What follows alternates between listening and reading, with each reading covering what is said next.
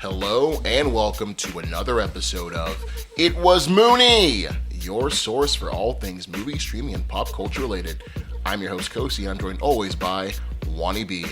And we're joined in the studio today by a special guest, Cousin Chris. Hey, Juan, Kosi, thank you both for having me. I know last time I was here, I may or may not have butchered the audio just a bit. Just ruined the entire show, basically. Just destroyed the whole thing. That happened. So grateful for the opportunity. Thank you. Great to have I wasn't even here, so we're going to pretend this is the first time. No, but he's actually in our Mooney studio headquarters right now. So good to have you sitting in here in studio, brother. Glad we got you in house. Hey man, I gotta call it out. Gotta call myself out. I think I've mentioned it once or twice, but I definitely just stole Cousin Chris's spot because he moved away. Oh man! And y'all couldn't record with each other. Yeah, it was definitely supposed to be the cousin and cousin show. To give you. Hey, you know what? Everything happens for a reason. And cousin. It's like sister, but updated for the 21st century. No, but I've been listening to the episodes you guys have been producing, and it's just been amazing. So I think it was a good change. You guys are doing a wonderful job. I'm sure you would have been great too, man. I'm sure you would have been great too. And let's give the listener a little bit of a backstory. Yeah, Cousin Chris and I had our own show years ago where we tried to do this. The Real Couch Guys. The Real Couch Guys. I haven't heard that in a long time. Cousin was a missed opportunity. Yeah, cousin was no, but it's actually great now. With the little tune from Sister, cousin. Dude, we could remember. We'll save that for a separate segment. We can make that. Or the Wayans Brothers one. If you guys know with the intro of the Wayans Brothers, we're happy and we're singing and we're colored. Give it a high five. Oh my gosh. Hey guys, real quick before we move on, I just want to give a special shout out to Juan. It is actually his birthday today. It's my birthday. Happy birthday, many more, my friend. Appreciate it, y'all. I'm getting old, but wise and distinguished is what I say. Grandfather always used to point at his gray hairs and used to be like, "These didn't paint themselves. These didn't tint themselves. That's some experience. That's some life that went into building them gray hairs." Dude, 1 year older, kids. 1 year wiser. Man. I have gray hair in my beard, but it's crazy. Us 90s kids are now getting I have a gray hair in my beard, and it looks weird, so I try to cut it. It was just my hair is fine, but my beard, the one hair sticking out, it's not a good look. Yeah. But yeah, no, I appreciate y'all. No, so happy to be here. Happy to be with y'all. So, getting right into it for the fans. On today's show, we got some more trailer trash. We're going to talk about the trailers for Spider-Man. What is it? Friendly Neighborhood Spider-Man? Our Friendly Neighborhood Spiderman. Our Friendly Neighborhood Spider-Man. We're going to talk about the Superman teaser trailer, and we're going to discuss some of the other DCU news with the Lobo casting and other rumors and sightings so far. Crazy rumors there. But then main part of the show, we're going to give you the Nosferatu trailer. Nosferatu review. Review, yes. We review the movie, big scary movie that just came out, Robert Eggers' latest movie. Leggo My Eggers. Yeah, that's our nickname for him. Good stuff. And yeah, we'll finish up, and then we're gonna spin the wheel for. We'll finish up with the spin the wheel for one shot. The return of one shot. Been missing for a bit, but got a one shot for y'all. Yes, sir.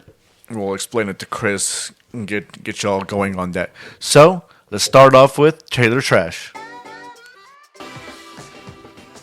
Starting off, y'all, we're looking at the trailer for the Spider-Man, Our Friendly Neighborhood Spiderman.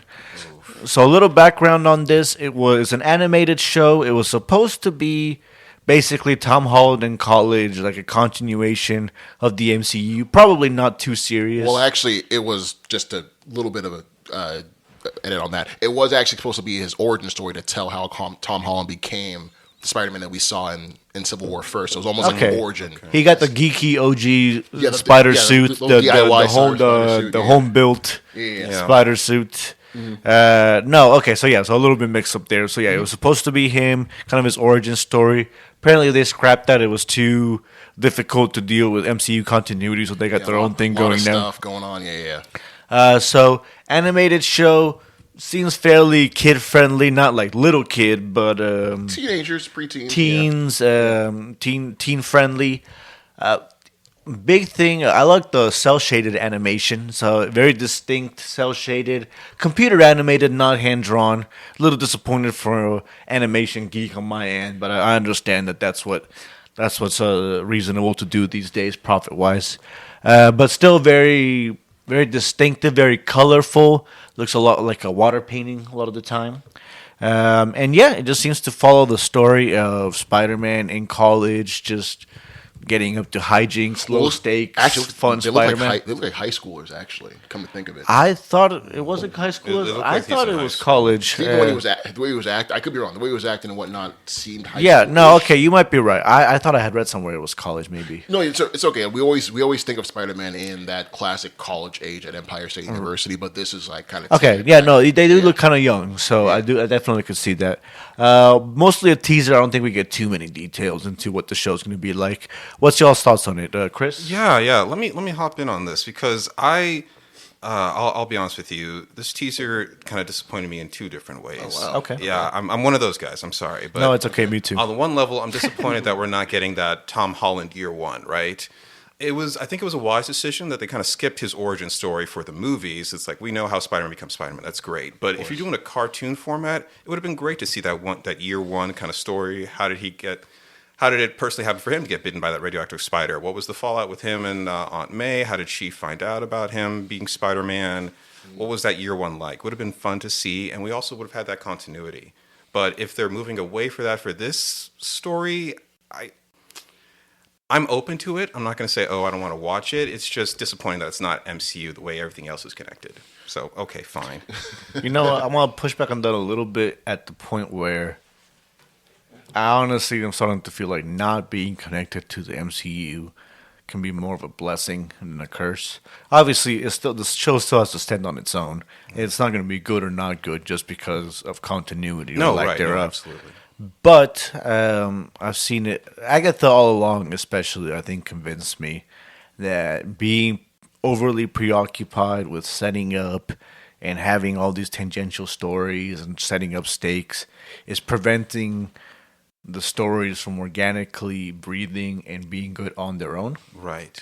And to the point where I'm more excited to just see a nice, self-contained, maybe has some continuity with some other stuff, but the continuity with other stuff is not a main focus. No, I got you. Right? Like, it might have, this villain is from another show as well, but it's not like, we're setting up, here's the teaser where here's the next villain that's coming up, and here's the next super villain that comes after that, on top of that villain. You know, there's not that, like, creeping feeling. Yeah, we've seen the MCU kind of get handcuffed by their continuity in the past, right? That's kind of a reoccurring issue that they've faced. I think with this, since you're telling a prequel, I think you do have some freedom. You don't have to set up something new for the new Spider-Man movie. It's just like, hey, let's go back and we could keep it self-contained to say, hey, this is him in his neighborhood dealing with his new powers. So I think there could have been an opportunity there to make it work without worrying too much about continuity. But if they've gone this path, that's fine. I still want to give it a shot and see. The only other issue I had with this was the animation style. I don't know. It felt very comic book strippy, and we've seen how well that can work in things like Into the Spider-Verse, right? Right. Worked really well with Miles Morales. Here, it felt like, with the amount of money that Disney is pouring into this, I would think they want to do something a bit better with their animation style for this. Yeah, I agree. Yeah. That's, I think, where I was getting at. I just named it, like, fancy sounding. But you can tell with the computer animation, you basically lose frames, is what happens, right? The computer does the transitions. If you've ever watched computer animated anime versus, like, proper anime, you can see it, right? You can see the way the figures move. It just feels a little bit unnatural. That hand-drawn. It's nice when you get the CGI, obviously, fully Pixar 3D animated. That looks fantastic, right? But when it's trying to be computer animated, emulating hand-drawn style, it's kind of just almost like a watercolor type art. I don't know. I feel like it's just a roughness to it. It's like a lack of smoothness, right? Hey, sorry, Coach. I was going to say, Juan, real quick, to your point, there's this scene towards the end of the trailer where there's a person that's flying over Spider-Man. It's supposed to look really cool, like a kind of Matrix. Oh, he's leaning backwards. Yeah, I It remember that just one. does not Yeah. work, I think, in that trailer. It just looks like, okay, I know I'm supposed to be impressed by this, but visually I'm not. It's not as stunning as you're trying to make I've it had seem. that problem, and if you talk to any hardcore anime fans, they'll happily go into great detail on the problems Yeah. with this. With hand-drawn 2D stuff, you can tell with some of the computer animated, especially when it's all computer animated, like this seems to be. It's just hard to get that flowing animation. Right. I didn't see it there. And Kosi, sorry, I wanted to... Go ahead, Cozy. Oh no, yeah. So just piggybacking off of what you're both saying, definitely felt like the animation could have been better. It was lacking. It did feel, I hate to use the word, but kind of cheap. But in that same breath, I understand what they were going for because it really did feel like they kind of ripped this off of like the 1960s animation of the old Spider-Man, like when he first appeared. So I actually appreciated what they were going for. Just looked cheap. Besides that, though, I am excited for this. Just alone, just in how, just who's involved, just what they're trying to do with this. Again, just looking at the cast list. Coleman Domingo is Norman Osborn. We have Wait, hold on. Cozy, how are you not taking credit for this? Very special right. shout out to Cozy I for cast this. having Disney steal his idea of making Norman Osborn black. Look, Disney seriously looked at Norman Osborn from the comic books and said, you know what? The defining physical characteristic of this man is his waves. And obviously, if we're going to have a man with waves, he has to be a black man. I didn't even think about that, Kosi. That's brilliant. Yeah, if you guys were listening, That was Cozy's entire argument. Yeah, if you guys go back, And then to we started our- making jokes about how it was because Norman Osborn was a bad father. We got dark with it. That got dark very quickly. if you guys if you want to go back and check out our episode of the Racial Draft 2024, yeah, I do cover that one and others. But Disney very clearly listened to our podcast and stole our idea. We should get royalties. this was like before we knew that Coleman was playing. This was months before. Yeah. This was not Yeah. like 1 or 2 days, like coincidentally. You probably was already in talks. Yeah. But it was not like, we happened to figure it out. And Cozy came with it prepared off the bat. This was clearly something he'd been thinking about for a while. Just put it onto the world. But yeah, just going by. I again love Coleman Domingo. Just live action, you can see him in Euphoria from stuff like that, and also Zola. He's a great actor, but his voice is also great. We also have a crazy one that people aren't really talking about. Charlie Cox. Yeah, Charlie Cox as Daredevil. He's in this show, voicing him. Again, not the same Daredevil from the MCU, but he is a version of this. Also, Vincent D'Onofrio. He's in this as Kingpin. So they're able to. Yeah, we have Stephen Strange, Amadeus Cho, we have Tarantula, we have it's a gigantic world they're doing with this Spider-Man show that's obviously separate from Marvel, which, as you said before, is kind of a blessing because you're not beholden to Secret Wars. I think that's why. 'Cause, okay, if you say this is MCU, then it's tricky to put Daredevil and Kingpin. It's tricky to put Vulture. It's tricky to put, you already have a whole cast of villains you can't really incorporate, including a significant portion of the Sinister Seven. Yeah, Sinister Six. But Sinister Six. Yeah, it made sense to put this in a totally different universe so they can play in that. Even other ones sandbox. like Doc Ock and Green Goblin, he met them in, what was it, No Way Home? He met them like other universe versions of them, but he didn't act like, oh hey, you're an alternate version of a guy I recognize, right? The Doc Ock he met was like, oh well, I've never met a guy like this. Yeah, does that make yeah, sense? So yeah, if you they're told me, used that, to- oh, but you ran into him as a middle schooler, what's up with that? Yeah. On one level, I think I appreciate it. I think at this point it's gotten overly convoluted. I honestly, if you're the kind of guy mostly watching movies, maybe the occasional TV show, I would feel frustrated if you came out and told me, oh, hey, you got to go watch this animated cartoon show that looks like it was mostly made for teenagers to know what's going on in the story. There was a point where that was kind of cool, but now it would feel exhausting. It's like, I'm supposed to keep up. I'll just look it up. I'll just read it. I'm not going to do this. Yeah, I don't think that's the case. Thankfully, in this case, it's like, all right, we could actually enjoy this as a standalone thing. Yeah, if they want to come back later and connect it, they can. But I appreciate that they're kind of making this. We've seen with What If that they have these little connections for the stuff that's not supposed to be connected. Yeah. Right? Oh, man, that's another. I could shit on that for a little bit. But yeah, so it should be interesting. And yeah, definitely found it very funny that they made him a Norman Osborn, a black man with waves.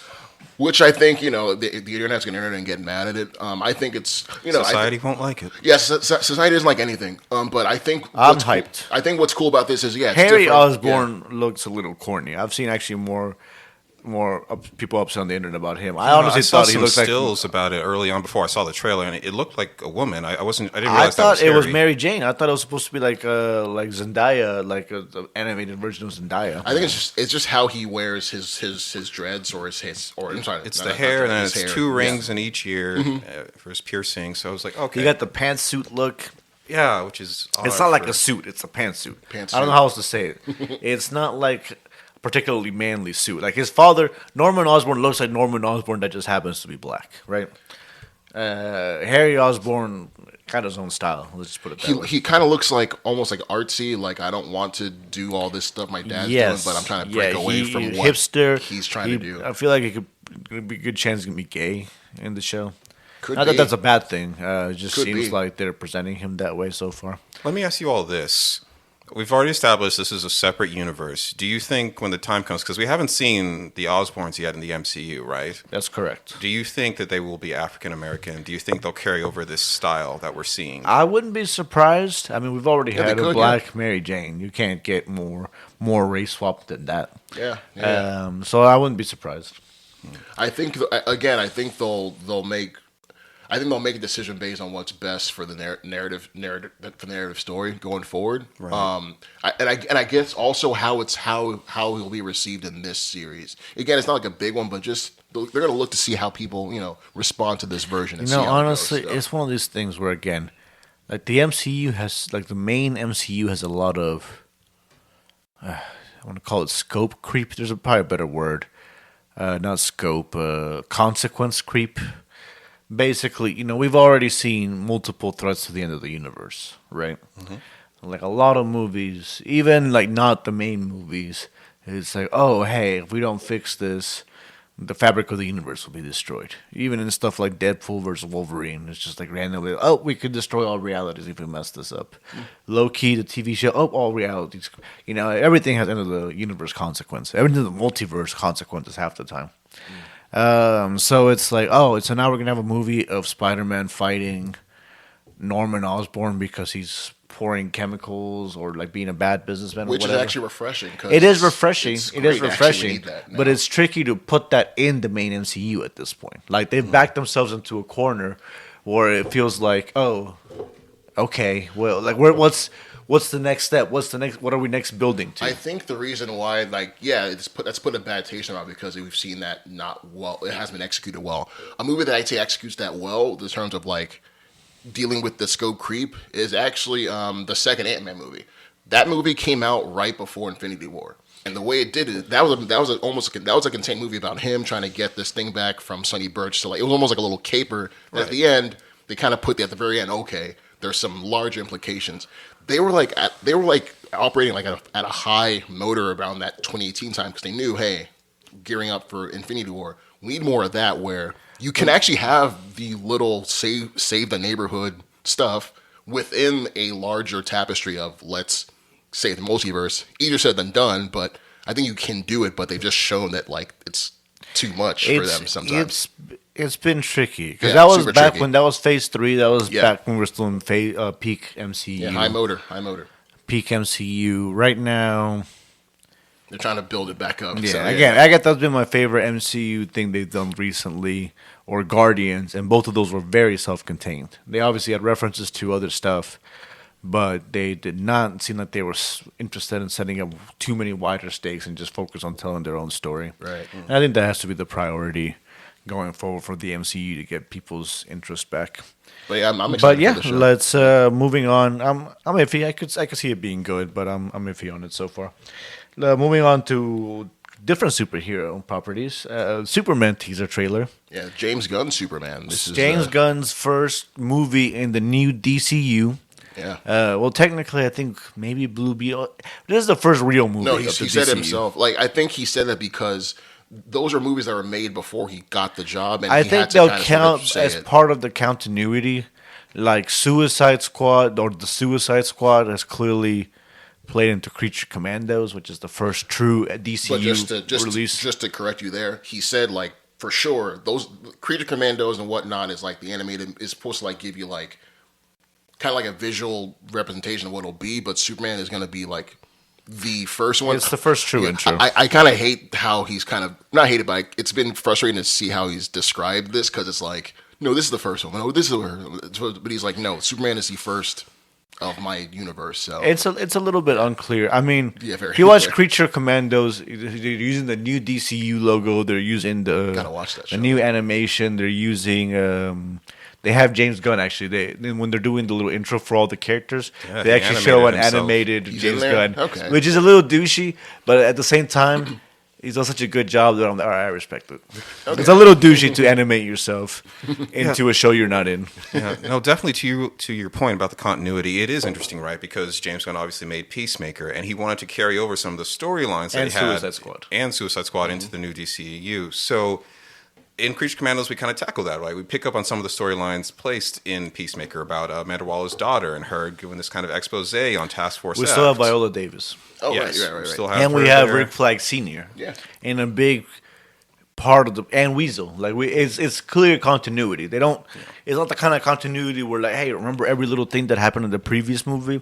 But it's like, hey, clearly these things happened. Where you don't need to know the full thing to care, but clearly these things happen. Yeah, and I think the confusion is probably going to get cleared up pretty quick once we get into the actual Superman movie and it's released and everyone's seen it. So we'll have it figured out. But let's get to the trailer. But let's get to the actual trailer. So a big opening on Superman, bloody in the snow, fallen kind of fetal position. Yamcha pose. Yeah, the Yamcha pose. The Yamcha pose. That's exactly what it is. And I think it's really, again, just that opener, it's very, very important. Not the trailer's important, but it's very important to establish immediately this is not Zack Snyder Superman. This isn't Right. Christopher Reeve. And a really clever way James Gunn did that was we're seeing Superman at his lowest. This is him in a crater. Yep. We don't know who beat him up, but Right. it looks Crazy bad. question, right? Like raises question, like who did this? Why is he like this? We're able to see the red. We were able to see the red tights. A lot of stuff we were wondering was kind of like answered in the opening, like 10 seconds of the trailer, which I really It's appreciated. definitely immediately a different vibe. It is an optimism. Somehow manages to still be mostly optimistic. As soon as we pan away from Superman in the snow, you hear the modernized version of the 1970s theme. It's the John Williams theme, but like The John on Williams electric theme guitar. with the electric guitar, like modernized. Sounds almost like the Top Gun electric guitar riff Yeah. a little bit. Like it feels like Americana apple pie, like the good old fashioned. Like we're back to like the roots of Superman, and that Yes. was great. I think it was such a great move. We see Clark Kent right away. I like this Clark Kent. This is along with the Christopher Reeve, this is a clear, different Clark Kent. Yes. People always laugh and say, oh, hey, Superman just puts on glasses and becomes Clark Kent. But Christopher Reeves did a great job of it. What's his face? Henry Cavill. Henry Cavill did not do as great a job of it. No, you didn't. Honestly, he was... For Henry Cavill, like with Batman, Christopher... what was his name?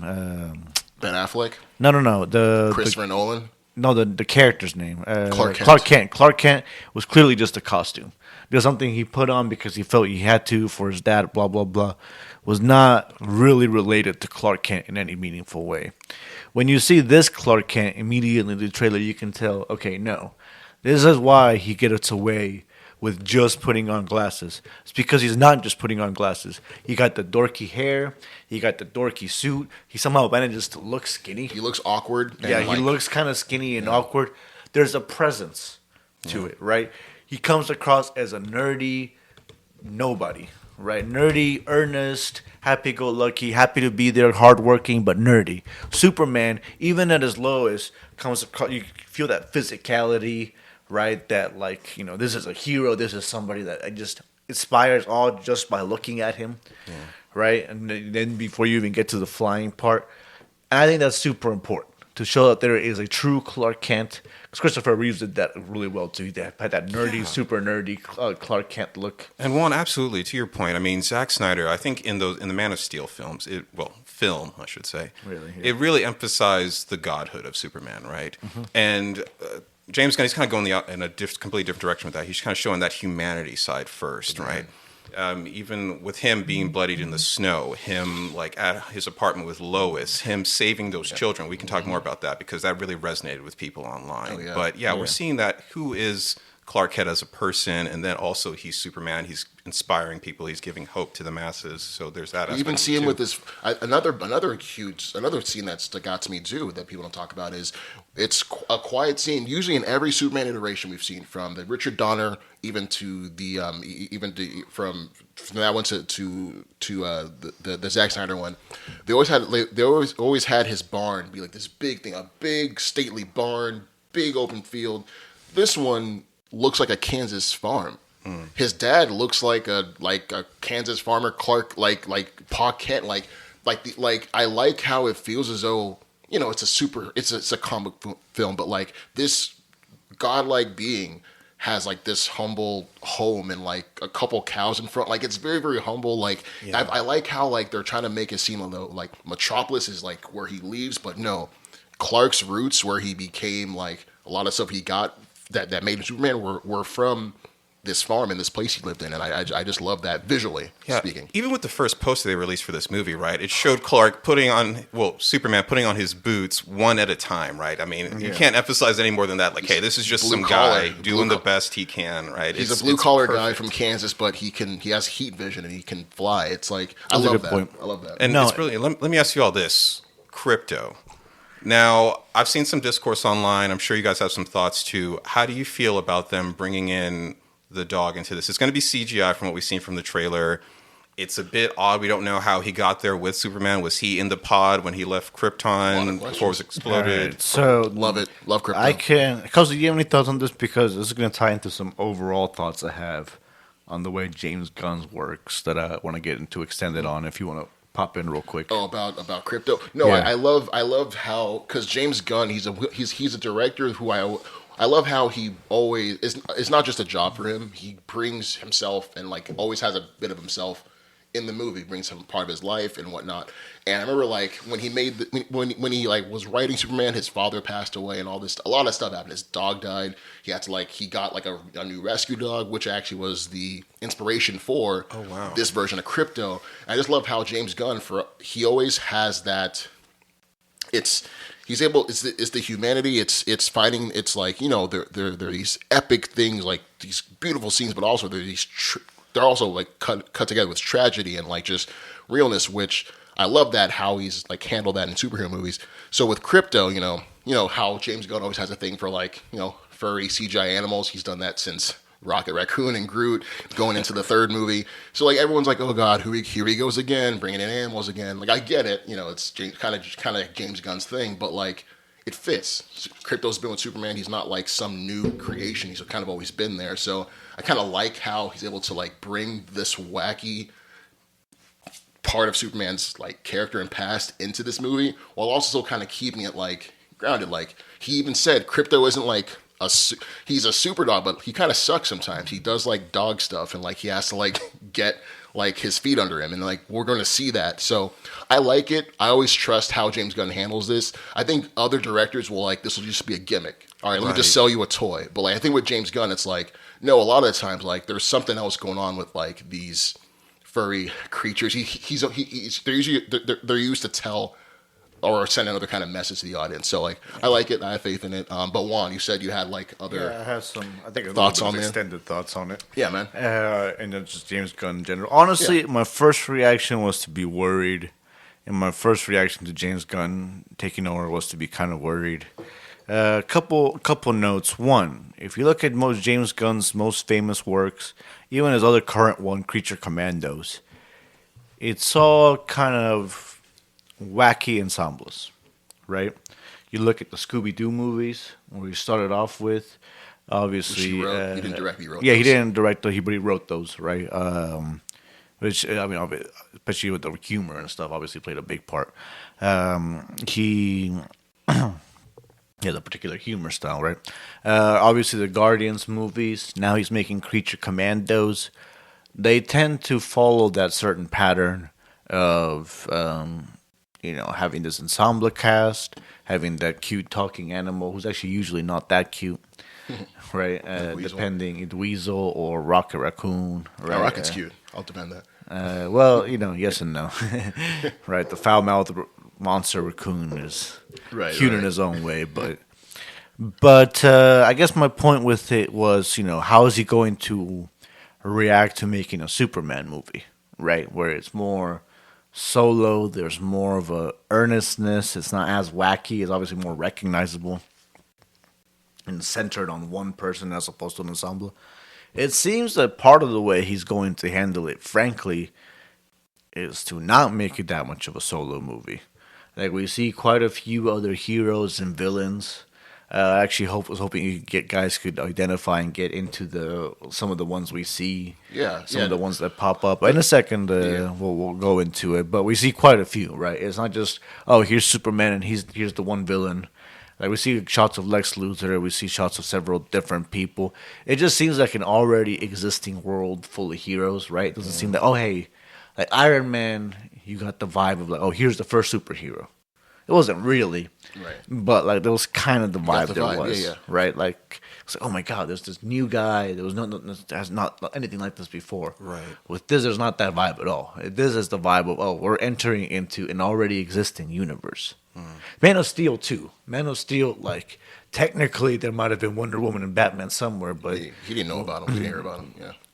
It's not just that we didn't hear about them. Nothing in the movie indicated that anybody had heard anything about them. Yeah. Does that make sense? Yeah, it was the first point of contact for aliens and all that for the planet. Yeah. Like, nobody reacted like, we're used to dealing with this before, or like, here we go again, or like, this is like that other guy we faced. None of that. It was like, wow, this is the first thing we ever seen, right? So it wasn't just an origin story for themselves, for that character. It was an origin story for the whole universe, right? For the whole cinematic universe. This does not feel like that. No, right? It was a very bold move for Gunn to do this, too, to bring in all these extra characters, because, one, it can be distracting for the audience, right? It's like, who is this guy with the ring? There's a hawk girl? What is she? Is she an alien? Was she created that way? Who knows what's going on there? The robots, the guy with the mask. It's a lot to throw on at the audience, right? I think maybe, 10, 15 years ago, audiences wouldn't have been prepared for that. Would have been like, this is a little too weird for me. But thanks to the MCU and all the effort they put into building that universe, I think you can start off your universe by saying, like, hey, all these things already exist. This is a fantastical place. I think James Gunn if any other guy can pull that off. No one else could have done I think, again, that was kind of the point I was trying to lead to. And I think that really Creature Commandos is what sold me. Because a character like Weasel, again, or even Scooby-Doo, there's a joke early in Scooby-Doo where he's walking around in the women's dress, and obviously you have the Scooby snacks, and you can just make that the extent of it and make it goofy and stuff. But that's not what James Gunn does, right? He has those moments to make you laugh, and they're funny, right? They're not like the most groundbreaking things you've ever seen, but you'll laugh it and you'll be charmed by it. But then he has these sentimental stories. Punch you in the stomach. He'll bring in the backstory. He'll bring in the character development. He'll make you feel for, and not in a cheap way. He won't just kill people off or do things for shock value. He'll just build on these characters in a way that makes you relate and care about them. What he did with Rocket Raccoon in Guardians 3. His whole crew, What he did with Weasel and what do you call it, in Creature Commandos. What he did with Polka Dot Man and stuff like that, and Suicide Squad, or what do you call it, Peacemaker, and with Peacemaker in part, with Peacemaker, right? And just to kind of talk about that, because there's been some discourse about this online too, right? People are concerned that it's overstuffed because all these side characters here. I don't think that this is going to be necessarily a Suicide Squad situation where, we're getting tidbits of everyone's origin stories, and this is why we should care about them. I think these might just be background characters that just says, hey, by the way, Hawk Girl exists. She's in there. We're not going to get into her just yet, but just so you know, she's part of a team or whatever it may be. You don't need to worry about it. No, I don't know if we're going to get all that. That's a fair potential criticism, because James Gunn does like to do that. But I think James Gunn does like to spread out the character development, where you get some nice character development, but you get it spread out. You don't get like a deep dive into one character being built up over time. Generally, in his movies, there has not been too much of that. I think every movie we've ever seen, they've had multiple characters. Just this one, these are just recognizable people. Yeah, I think this is just like Hawkgirl's just a Perry White, right? Yeah, or Lois Lane, she's just there. Yeah, I think take somebody like Zack Snyder, not to crap on him too much, but we saw in Rebel Moon had like 8-9 characters who each got like a 10-minute segment in the movie. Oh, that was such a mess. To just tell their story. You know, we're wasting time here. Like, again, he's not lesser, but like a person who doesn't really know what he's doing with the ensemble cast will do that. Exactly. Where James Gunn, I guess still got to watch Creature Commandos, but he does it in an organic way to let you. He does it in a way. Yeah. It obviously, I mean, Creature Commandos maybe slips up a little bit because of the episode nature, where each character kind of gets an episode to focus on them, so it feels a tiny bit formulaic. Okay. It's still really good writing and quality, so it doesn't feel that bad. But it's a little bit like, oh, okay, here's the Weasel episode, here's the Bride episode, Gotcha. And that it harms the show a little bit. But overall, I still love it. It just harms the show a little bit, just because it feels a little predictable. But in general, you're right. Like in general, again, Suicide Squad is a great way where that backstory and that character building is interspersed throughout the movie. Right. We don't just have here's the first Suicide Squad. It was just here's the ensemble scene, put the team together scene. So here's a 5-minute cut of Will Smith and a 5-minute cut of Harley Quinn, then a 5-minute cut of Joker. Then now we can start the movie. Yeah. Right. It's like we're halfway through the movie. Oh, now we're gonna get into why Polka Dot Man is the way he is. And even going back to that first Suicide Squad, we're halfway through the movie and we're still being introduced to characters on the plane going to the mission, like Katana, where we just meet her. Like, again, it's kind of, when it's haphazardly done, it's very glaring. It feels cheap. Yeah. And to be clear here, we have no reason to believe that Superman is going to be on a team with these people, right? These might just be encounters that he has. Maybe he's fighting that kaiju in the city. The storytelling way, of telling it as an ensemble story, even if it's not, even if it's technically Superman's the only good guy, so to speak. Yeah. Right. Yeah. So he might just be on his own, and he just has to deal with these people along the way.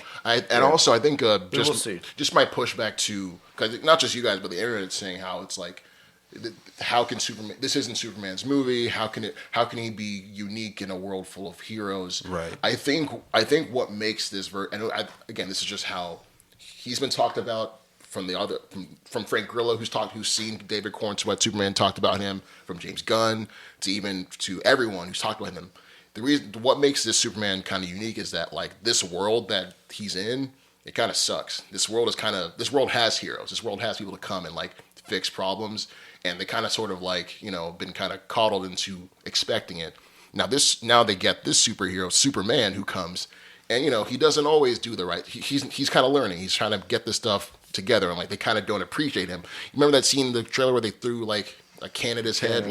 He's kind of wrestling with the fact that like I'm a god amongst men. I have to like kind of show restraint, but also I have to like kind of take this vitriol from people because I'm guessing they have like a super team already out there that doesn't really need him. Again, I'm just speculating here. So I love how like despite all that, he's still beacon of hope. He's still gonna just go out and beat up the kaiju. Love that. He's gonna go and save the kid. He's gonna do it all despite everyone just throwing stuff at him. Guy Gardner calling him whatever, just sneering at him. Like he's gonna still do what needs to be done, and that's gonna. I think that'll resonate with a lot of people to like show like, all right, this guy is different because it's a big ask because a lot of folks love Henry Cavill, me included. He's my favorite iteration of the Superman character. It's my favorite.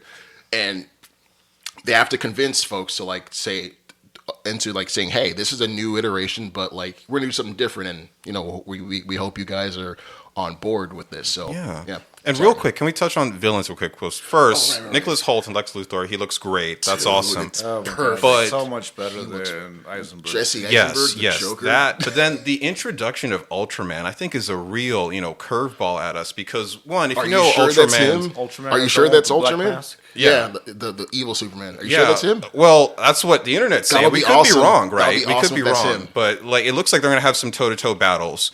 And it's very strange because if you know Ultraman's background, he is part of the crime syndicate on a separate Earth from the Justice League. Mm-hmm. It's him, Owlman, and Superwoman. Mm-hmm. And so to see him there, it's just like, wait, well, what's going on here? Is this an alternate reality? Did someone clone Superman? I mean, is there a multiverse involved? I don't know. It raises a lot of questions here. How is Ultraman there? Yeah, So, I wondered that too, and I think it's just all machinations of Lex Luthor, who, again, I love Nicholas Hoult has a big year. We're going to talk about him a little bit in with Nosferatu. He's been in that. That's He's been Beast in the Matthew Vaughn X-Men Menu, movies. yeah. Menu, Mad Max. Like, I remember like Nicholas Hoult has been what a glorious day. what a wonderful day. He has been famously auditioning for roles. Like he auditioned for the Robert Pattinson Batman, didn't get it. He auditioned for this role of Superman, didn't get it. But he auditioned again, and like James Gunn saw this in him. And my favorite shot of Lex is a shot where it's just zoomed in on his face, and he looks like he's about to cry. Like he's so He's so mad. that He's like about to tear up. Yeah. And I love it because that's Lex. Yeah. This is a guy that he's the best human we have to offer. Coping and seething, bro. He's literally, thank you, Juan. He's probably watching a news bulletin right now. People saying Superman's awesome. Oh man, thank God Lex isn't here. Like just stuff like that, and like he's like. And that fuels him because that's a perfect take on I the love character. it because I'm Earth's mightiest hero. I'm the defender, and who are you? You're an alien. You guys, he's not even. He doesn't even go here, guys. He doesn't even go. And He I doesn't just even love go that. here. I just love that with him. Yeah. No, I love it too. I'm excited to see it. James Gunn, definitely giving him a lot of leeway just because of the quality of his work so far. Do you think anyone else could have would you have been excited for another? I would not have been excited for another name if this was the trailer we got. Let me put it that way. If I saw a dog with a cape, I saw a bunch of villains, I saw all this stuff, and you told me, I don't know, Michael Bay was making this. Oh my gosh! I'd be like, okay, no, this is gonna be some other stupid stuff, right? Or Josh Whedon, or whoever made Aquaman 2. I can't remember at this point. James Wan. James Wan. Yeah, James Wan. He's not like a bad director, but like if you told me he had made this trailer, it's like okay, clearly the dog is just there to sell kids in Happy Meals to Sell toys. to sell toys to kids, and you know what I mean. It's like I don't. So James Gunn has developed like a trust with the audience. James Gunn has shown me that he can put a silly, talking, cussing, fucking raccoon and make him into a character with an enormous amount of pathos, with an enormous amount of relatability. Character you root for, you want to see on screen. And if that's not fucking ridiculous, I don't know what is, right? If you can make that work, if you can make that work, if you can make a freaking disgusting weasel seem like a sympathetic character, why can't he make this work? A cool thing I remember, Hell, he made Peacemaker work too. Those should have been stupid as hell. Yeah, I think it was Kevin Feige because this was when Kevin Feige first got James Gunn into the MCU. When he first making Guardians. People kept asking because this is when James Gunn hadn't done anything big at all. I think he did Super with what's that guy from The Office, Dwight Schrute and Ellen Page. So they're like, yeah, why'd you get James Gunn to do this big space opera movie? He's like, well, Kevin Feige's like, well, James Gunn is a great storyteller. He understands character. He understands why people motivation and like that, and that's the heart. I can get a VFX crew. I can get stunt guys, but if you don't have a guy that can tell the story and make the audience care about X, Y, Z, then what's the point of all that VFX stuff? I'll take another step further. James Gunn made a talking tree that could say 3 words, I am Groot, and then made it so that when he changed a single one of those words to we, it made people tear up.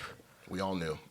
Literally tear up on screen and in the theaters. In his first movie, first time we've seen this guy. And yeah, like, Vin Diesel. Family of all, the family guy of all people. Diesel. James Gunn. Just saying we are Groot instead of I am Groot. Family.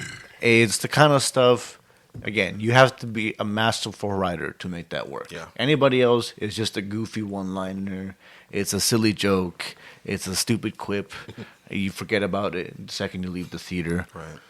With James Gunn, he makes that stick. Yes. Right. He makes a stupid character like Polka Dot Man seem like a true hero, someone you see go. Oh, the guy in the black mask, that's Mr. Terrific. Actually, he's Okay, a really Mr. Terrific. cool DC character. Like he's kind of like a Lex Luthor, like a smart man, but he's like both smart and athletic. Has these T-spheres that he created to like help him do his bidding. Played by Eddie Gathegi. Remember in X-Men First Class? I was about to say Remember that's what it looked like. Darwin, yeah. the guy who could adapt to almost anything. Yeah, but Except man, racism, because that's the only reason he got Bro, killed. okay, It was ridiculous. tangent. All right, so that scene in X-Men First Class, I know, man, they wrong for this. So Kevin Bacon, who plays Obadiah. Yeah. Whatever. He's Not the Obadiah villain. Stone. That's from Iron Man. Anyway, he's telling him, "Hey guys, I'm the villain. I'm doing my bad guy speech." He's like, "All right, y'all want to stay here and be slaves?" And it cuts to the only black guy in the crew, Darwin, or do you want to be with me and join the revolution? And he's like, "Nah." And so Darwin, being a bro, he goes to fight Kevin Bacon because he's a villain, and Kevin Bacon is like, all right. Kevin Bacon's power is like he can take energy and just push it to you because he can keep it in him and push it out. He just control it. Yeah, control it. And Darwin's energy is nothing can kill me. He's an Omega level mutant, by the way, for Omega those who level. don't know. So should have survived that, But Kevin Bacon's like, hey man, eat this come eat this jawbreaker made of light, and puts it in his mouth and says adapt to this, and he doesn't adapt to it. Doesn't. And he's dead, and that's it. Dies. So shout out to Eddie. He's getting To his be second. fair, there are quite a few stories like that where the way they beat shapeshifters or super adaptable villains is to make the system get overloaded. That's how the Hulk beat his dad in the 2003 Yes. Ang Lee You remember Hulk. that? Actually, that's Ang how Lee Hulk. actually. It's you're not. right. It's not the only time that's happened Dang, Matthew Vaughn, in superhero stories, but still, I get y'all's point. Try to. And speaking of real quick, I don't want to get into it too much, but Jason Momoa coming back Oh my as goodness. Lobo. Thank goodness. He's not gonna be in Superman. He's gonna be Supergirl. in Supergirl Tomorrow. Yeah. I love to see him back. We don't know too many details. Nice to see a character like Lobo. Nice to see Jason Momoa. Perfect casting. James Gunn is not just hating on the DCEU just for the sake of hating from what it looks like. And obviously, he let Penguin go through.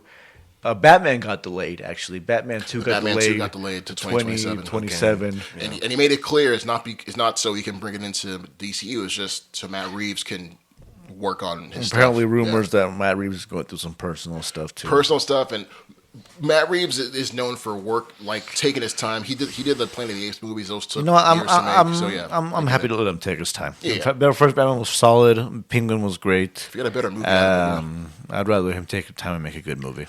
yeah. But Superman comes to theaters July 11th of this year, so It's crazy. It feels really soon. that's 6 months. So I can't wait. That feels really soon. Okay, so main topic of the day.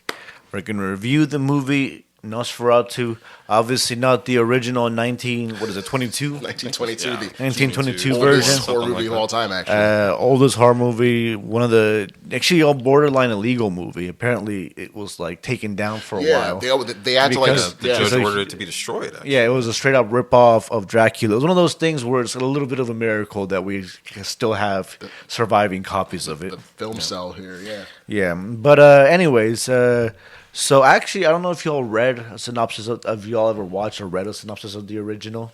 I just borrowed it from my online library app, so I'm going to read Bram Stoker's Dracula. Okay, I actually read a little synopsis of the original, and the story is it's actually surprisingly similar. Okay. To the modern one. They just changed the names around, really. They changed the names a little bit, and they setting. changed some of the character motivations and stuff, but it's still pretty much the same thing. So, anyways, story of Nosferatu, just to set the tone. You have 1830s Germany, man and his wife, living it up, trying to establish their place in the world, newlyweds. Yuppies. So the man's trying to get proper employment, proper money to give his wife the life he feels she deserves. So he gets contacts, gets hooked up with this real estate folks, Always real estate. and basically they tell him, hey, look, there's this guy who wants to buy this old decrepit house in town, big old mansion, but it's kind of old and creepy looking. And if you go out there, he's over in Transylvania, a whole country away. They're, I think, in Habsburg, where they start off. Habsburg, yeah. Habsburg in Germany. So it's a whole country away. If you go there, take this deed to him, sell him the house. He'll give you a bunch of money so you can get started on your life, and we'll obviously think you're a cool OG and hook you up with a better job and better opportunities. It's all good. So at this point, the movie has actually started off with and is centered on Lily Rose Depp's character. Do y'all remember what her name was in the movie? Oh gosh, I don't. I just call her Lily Rose Depp. Yeah, her name was Ellen. Ellen. So the movie starts off with a scene of Ellen. It's nighttime, creepy. She's like praying to a guardian angel, kind of like asking for a friend. So she's like making a wish almost. She's like you making see it, a wish. like a fairy tale wish almost. Yeah, like making a wish. She's lonely, like making a wish for a friend. And basically, movie kind of goes into a little more later, but essentially, the person who answers that wish is Nosferatu, right? He's a vampire. He's been buried underground. He's basically a demonic, powerful creature. Manifestation of evil. Manifestation of death and Yeah. evil, exactly, Cozy. And he hears her call and answers it. I want to say this. Robert Eggers, like, you don't have much time to like get the audience just invested early on. Robert Eggers does this with just shot selection, lighting, and just sound. Like, he's like a master at that. So right there, you're in there with her prayer. You're like in her face. He loves these close-up shots, like getting real personal. So I love how immediately we're with her in the prayer. We're with her the whole time, and like, that prayer is super important because it's the inciting incident that has this whole thing just delve into what it delves into. So I love that. It is the kickoff moment because Love he that. was basically buried in the ground, forgotten, and he answered her call. So anyways, years pass. We find that she's had nightmares, and like we see in the first scene that he kind of possesses her to go outside creepily, and like there's a jump scare where he attacks her, and Great jump scare. really creepy scene, actually one of the bigger jump scares of the movie. And so anyways, we moved on years down the line. She's married, apparently, the nightmares, and you know, it's back in the day, so they called her just a woman being hysterical. Oh yeah, she's just crazy. She's just hysterical and has melancholy. That's what they call it. Melancholy. Give her that's some whatchamacallit. that the old fashioned term for when women were doing too much. And then the only way to fix it was just chloroform her. Back to Literally get her to was pass ether? out. What was it Ether. called? Ether. Sorry, ether. Thank Yeah. you. They ethered her.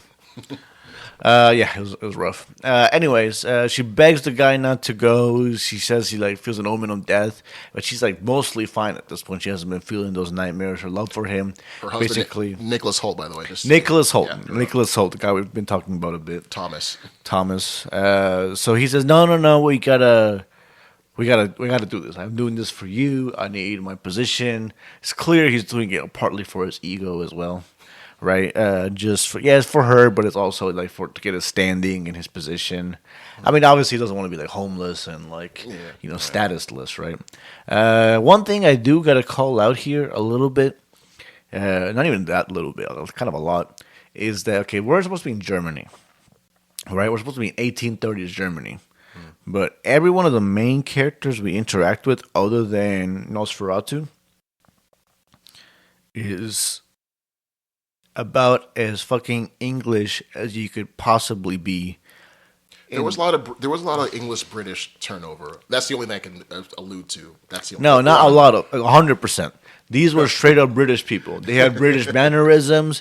They had British customs. They had British dressing. I actually never even looked at it until you said it right now, or we've noticed. No, I give them the leeway on it. It's just like I know Robert Eggers. There are certain actors that he likes to work with, certain people that he trusts, and it's like okay, yeah, they're not going to sound German. No, but 18 it's okay. not gonna be Look at authentic. it at Chernobyl, right? All the Russians, right? All the Europeans were played by English dudes, or who had English accents, right? Right. What's the main guy's name? I can't remember off the top of my head right now. Yeah, me neither. From Chernobyl. Old guy. He was in Morpheus too. I can't remember. Morbius? I can't remember. I know what you're talking can't- about. I'll look it up. Yeah, Let's but just keep going with your Or point. Foundation. The main I guy know. from Foundation. I can't remember. Jared Harris. Jared Harris, though.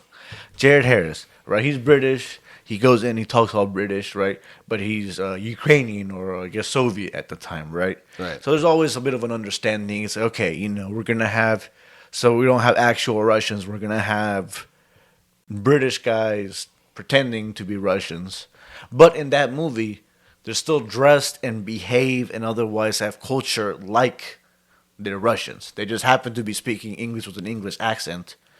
But if you just take that away, you'd be like, okay, yeah, this is a Russian, right? Or a Soviet. With this, it's like, no, this is clearly a British dude, right? Like, wait, are we talking in the way that they speak? Or we're talking actual the way that they dress and the way that mannerisms? they dress, with the suits, everything in Nosferatu.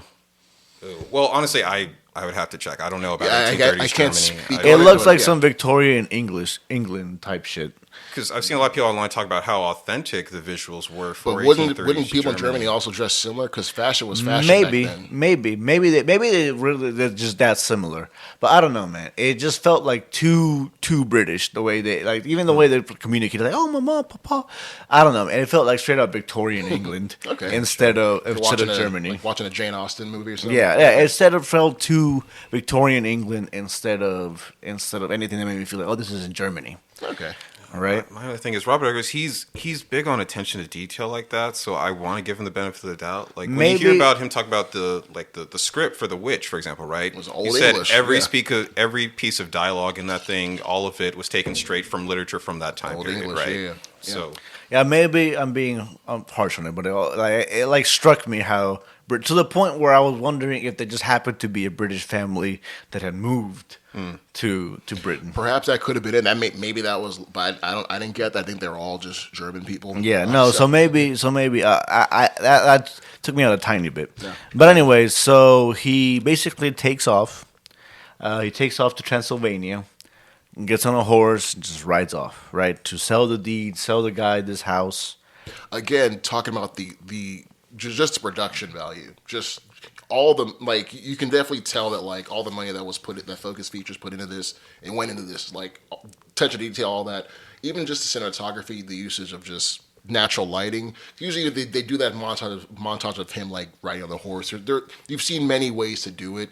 I love how, like, he used, like, lighting, used camera angling, again, sound. I'll keep saying this over and over again about Robert Eggers. Like, he has a really great eye and ear for that. So again, just as we progress, like, he's taking us on this journey visually as well as just with what the characters are doing. No, absolutely. I think that's the biggest strength of the movie, right? Not just the visuals. I think what Robert Eggers also does really well is get these amazing, often extreme acting performances out of his actors. You're right. Lighthouse, obviously, we've talked about a couple times. But like Lily Deprose, Skarsgård, Nicholas Holt, and what's his name? The doctor. William Dafoe. William Dafoe. Oh my gosh. There's another He's doctor. so He's been in other stuff. I can't remember his name off the top of my head. The doctor with the glasses. If you can look him up real quick, Kosi. What was Dr. Emmett? Dr. Wilhelm? Yeah. Ralph Ineson. He played the dad in The Witch. Oh, he played the dad. Again, in The Witch. Eggers Oh my loves gosh. working with people. Yeah. He's also, and to that point, Anya Taylor-Joy was originally going to play the role that Lily Rose Depp is she playing. dropped out. Yeah, she was Okay. going to be a female lead. cool. Okay. But she had to do Furiosa. Aaron Taylor Johnson's also in this movie. Like, geez, just Aaron Taylor Johnson, big role in this movie. Yeah. So, anyways, we move on. He leaves. He's traveling over there. He gets to the small Romanian, or not Romanian, I guess Transylvanian village yeah. with gypsies. With gypsies and the like. At this point, Lily Rose Depp is starting to have kind of nightmares and visions again. Yeah. She's starting to have premonitions, starting to freak out, wander into the streets. he's like talking to her in her. He is talking to her. There's this great scene before Nicholas Holt leaves for Transylvania where he just walks out the room and she starts talking. She says, he just got the position. He'll be heading that way soon. Yep. And it's like, wait a minute. Well, first off, whose side are you on, sis? What's going on here? There are little things like that where, like, We also, it's not even that little. We see a scene where the guy who sends him, the banker or real estate agent who sends him over there, is suddenly naked, cowering over occult signs. Oh, yeah. Like, Dude. clearly, like, excited that the guy is going over there. So the movie is not too subtle. Yeah, he's just The familiar, movie is yeah. not too subtle. It's not just, oh, it's a horror movie, so you know something's bad is eventually going to happen. No, the movie makes it very obvious, very fast. Yeah. Another subtle one too was, remember when they were in they're at the Aaron Taylor Johnson's house, and the kids are like, "Mom, Dad," like it's like off. They're going up the stairs, saying it's like, "Hey, Mom, Dad," like we heard breathing underneath our bed and stuff. And back then, like kids, I'd say the darndest things, whatever. But gosh. Yeah. It was such a great callback to The Witch, too, I felt, where the kids know what's actually going on. They can see the evil. The parents don't listen. And no one believed them until it's too late. Yeah. So Nicholas Holt, he gets warned basically in this town where he stops off that like, hey, don't go see the count, don't go to the castle. They warn him. They warn him they don't want anything to do with him. You get some weird gypsy warnings of like don't go and stuff. He sees a weird gypsy occult ritual where they stab a corpse with like they put a stake through a corpse's heart, and the corpse seems to be living, and there's like a naked virgin involved and stuff. Yeah, very occult Great looking, foreshadowing there. occult vibe. And then so he wakes up the next day. Horse is gone. People are gone. Everything's gone. He's by himself. Somehow, in the middle of all this, seeing all these warnings, he decides, no, I still gotta head on up. See, and in that section in particular, that's where it took me out of it just a little bit, because so many little creepy things happen in the lead up to him going to this castle, and when he actually gets there, and I'm like, so you're just gonna keep going anyway? You're not I think second guessing any of this? I think that's just Dracula's hold over you. Once you get into his castle, it's like you kind of sort of are That's part of it. him. Actually, that's one of my criticisms. I was going to talk about this a little bit more later. That is one of my criticisms of the film, where the plotting is not great. Like what you said, there's a way to make the character work where he's like so blind to status or so desperate to get his wife money or something that he just like pushes through anyways. But he comes across almost as dumb. Yes. In the movie. And one, I'm sorry, to your point, there is the scene where the carriage is coming down the road to come get him, and it looks like it's about to hit him, right? Even when it doesn't hit him, it visually looks stunning, by the way. But that was cool. Even when the carriage turns to kind of let him in, and we see the door mysteriously open on its own, and he just goes into it. It's like, oh, there's no one in the carriage, dude. How did the door open? You're not even going to question that? I legitimately think all that was just a representation of like, it was legitimately think it was like just when you get there, you're just freaking out, and that's kind of how he. No, because there was nobody that could have opened the carriage door. But there was nobody in the carriage. No, I'm not saying that. It was a metaphorical, like, hey, get in this carriage. It wasn't like an actual ghost carriage that came in. It was like almost like a. I mean, there was horses on it, but there wasn't. Right, because there wasn't. To me. I kind of see where you're coming from, but there is some implication of some level of magic in the movie too. So there's literal stuff, but then there's also like some like. I kind of see where you're coming from. First, actually, I want to take back on this because I feel like you entirely undersold this. Okay, so the scene where he's walking, like post when he gets close to the castle, it's night has fallen. He's walking up on this crossroads. A little bit of Beauty and the Beast vibe where she's walking up to that castle. Okay. A little bit. No, obviously not the same thing, but a little bit like that gothic. That's what it is. Yeah, gothic. Yes. Gothic medieval vibe, right? I think gothic actually is different from medieval, but that gothic castle vibe, pitch black. So that scene where he's walking up, the crossroads is behind them. You see the trees forming up over the road, like this dirt road. Snow is falling.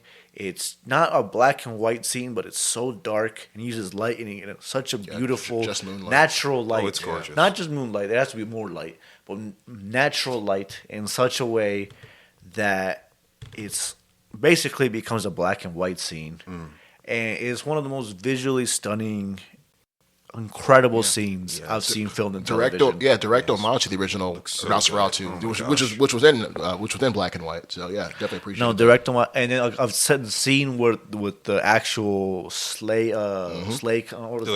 carriage coming in, where he gets into it, where he's getting into it, and you see the snow like behind the whole, like carriage driving up to the castle. Again, one of the most visually stunning pieces of artwork so beautiful I have ever seen put to film. Right, you know, like fucking Revenant wishes you could film that beautiful I'll say, like, I think Inarritu would have definitely enjoyed watching this movie. I'm not even trying to shit on him. Yeah. Revenant had its Robert own Eggers does incredible- not miss when it comes to visuals, right? The guy, I mean, even in The Witch, his work is just amazing. The cinematography, The is Lighthouse. That's what he does. He puts The together Northman. The visually Northman's stunning amazing, yeah. scenes. Yeah. He puts together visually stunning scenes.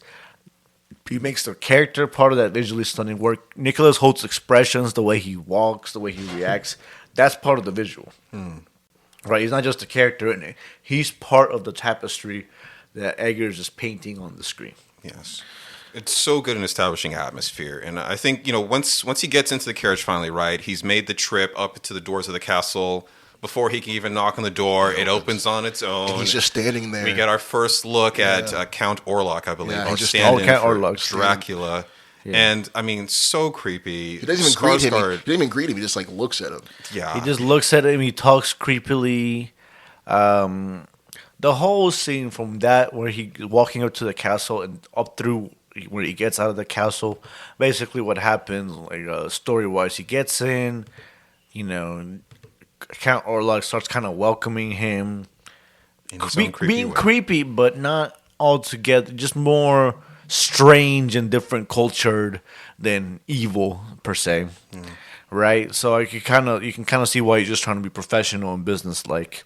He does react violently to Nicholas Hoult bleeding a little bit, in a way that obviously clearly implies that, it's a vampire. Yeah, there's a cool close-up of his eyes, Freaking out. Yeah. But even seeing him, like, I don't know, even the way Count Orlok was moving in that scene, it almost looked like he was teleporting. And I don't know if that's in the way it was he cut or was. if we're supposed to think he's It's actually both. It was both. No, I don't think he's actually teleporting. I think he can move faster than most people. Well, yeah, not teleportation. But yeah. no, there's a couple scenes where, He was or like behind there's like a him, yeah. or Lily Rose kind of almost looking like she's levitating. Right. We Yeah. get these cuts and these ways of showing where it's meant to add to the creepiness. Yeah, it's really cool, Yeah. though. It's very effective. And it was another one of those moments where it kind of takes me out a little bit. It's like, wait a minute. If you're seeing this guy teleport across the room, as creepy as he is, and you're just sticking around anyway and going with it, but okay, that's fine. Let's not hop on Yeah. it too So much. yeah, no, I did have a problem with that, where his character did not seem to be. There was a character that would have seemed like it was fitting into that. I don't think Nicholas Holt's character, the rest of before and after, fit in with what would happen in the castle. Yeah.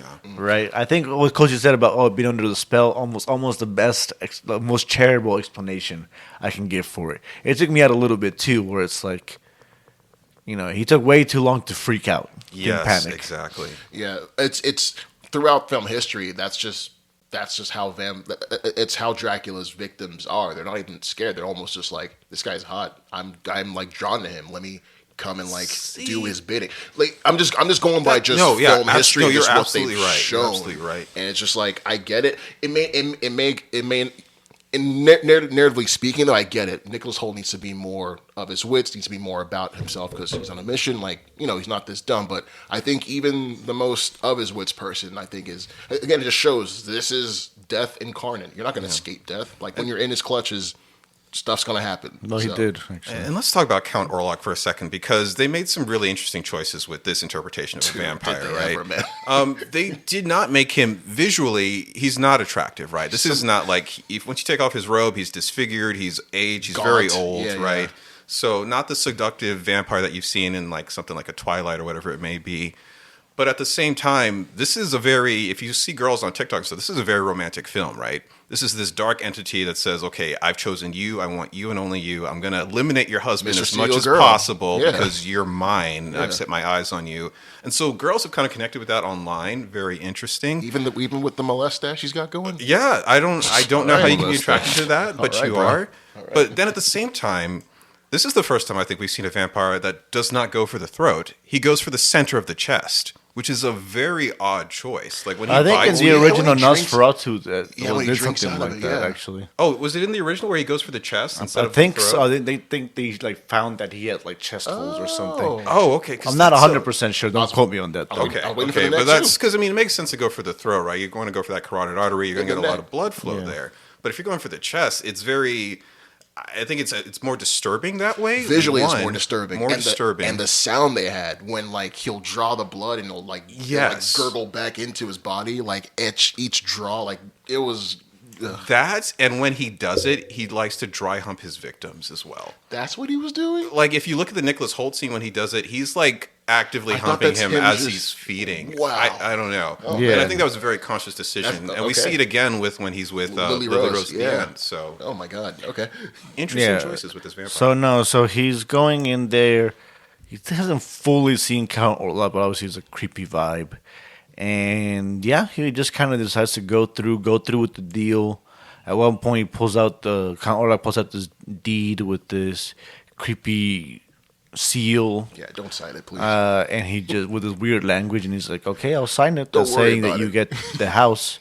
In some ways, it's just like, okay, I can see you kind of, what else were you supposed to do? That right there, I was like, Nicholas Hoult, what are you doing? Like, it's not even. It's not even. And he gives him he puts out the coins in front of him. It was like the first time.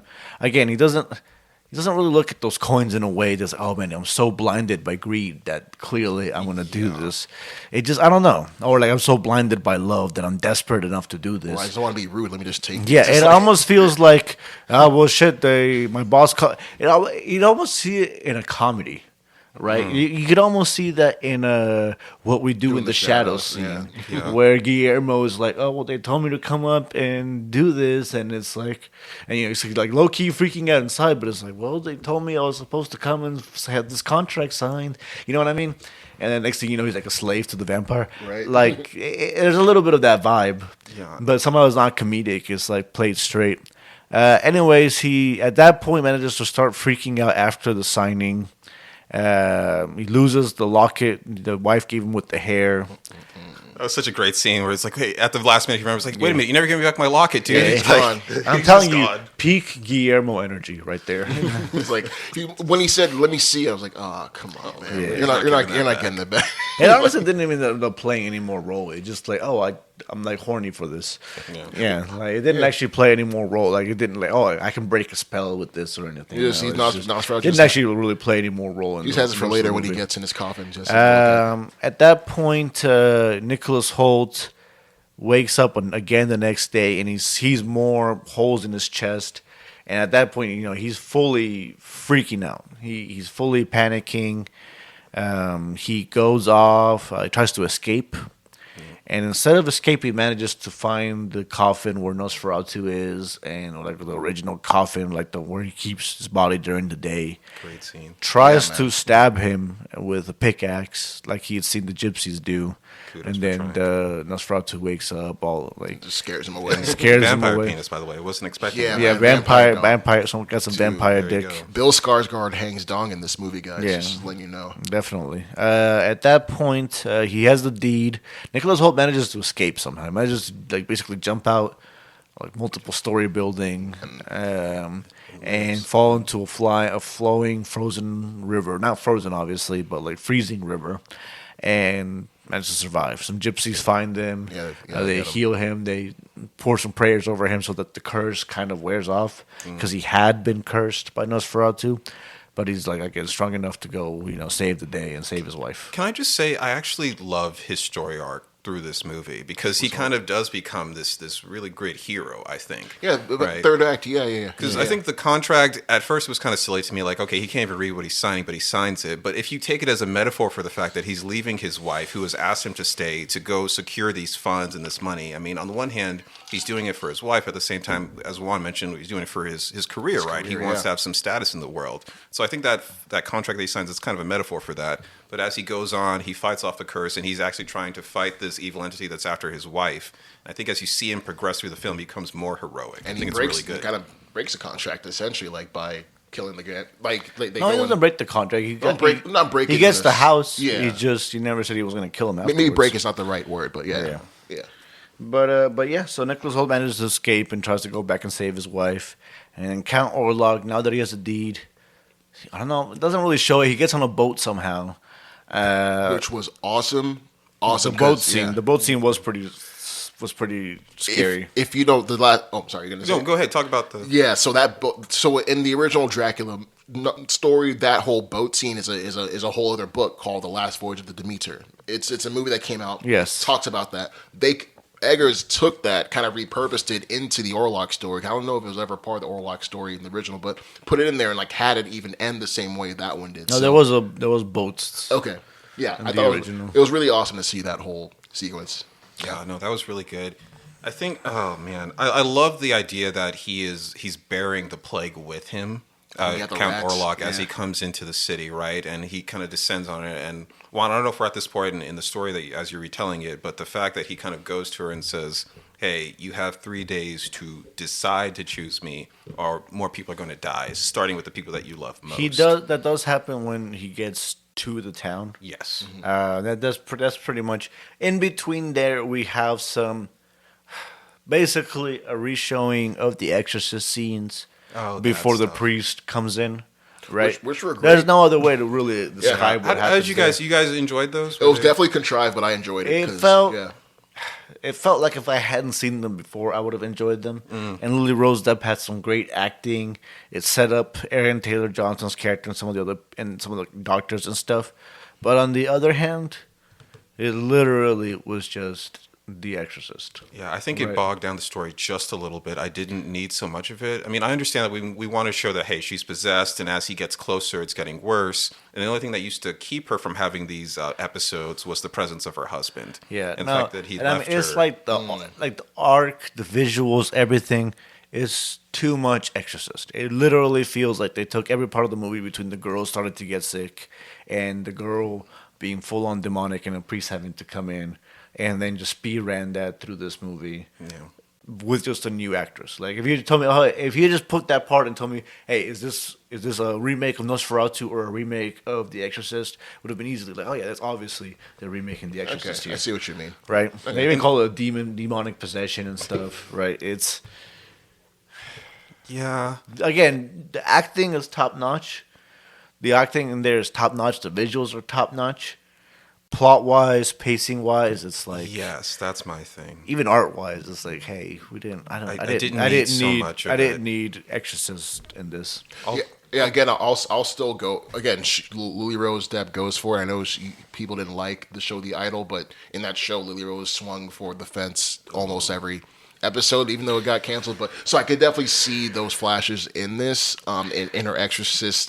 Tremendous acting performance. Yeah, I did, but I can agree that like maybe if it was cut down maybe a couple minutes. Yeah. We didn't need to really stay in that for so Yeah, long. and I felt so terrible for Aaron Taylor Johnson's character because it seems like he was just there to suffer. He's clearly there trying to Oh help my his friend. gosh. He's loaned him money. He's taken in his wife, and it just brings nothing but chaos to Yeah, his like- household and ultimately death. Yeah, It's yeah. tricky because he's also portrayed as fairly unsympathetic. He treats Lily Rose Depp like an idiot suffering from melancholy who shouldn't be taken seriously. He doesn't believe her at He first. ignores his Yeah. wife too when his wife warns him that something terrible is going on. I think Aaron Taylor Johnson was just so like, hey, my life's perfect. I have this wife and I have this He's wife very- and kids. I Honestly, understand from that perspective, yeah. right? He's trying to protect his wife and kids. Like, I love you. You're my friend, and you're my friend's wife. I care No, about you it was all, a but very I it wanna was a take care of my very people. British.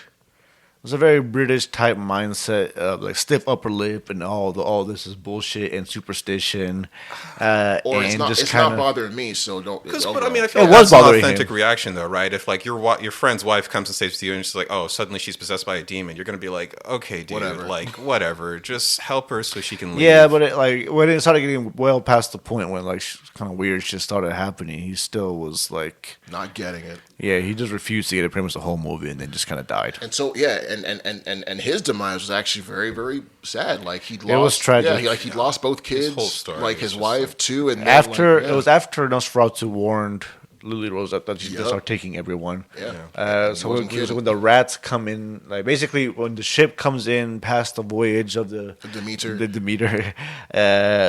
like all the crew dies and stuff. Trying to like they realize what's going on. They try to take him down, but it just doesn't. Too late. It's too late, and he just gets the ship.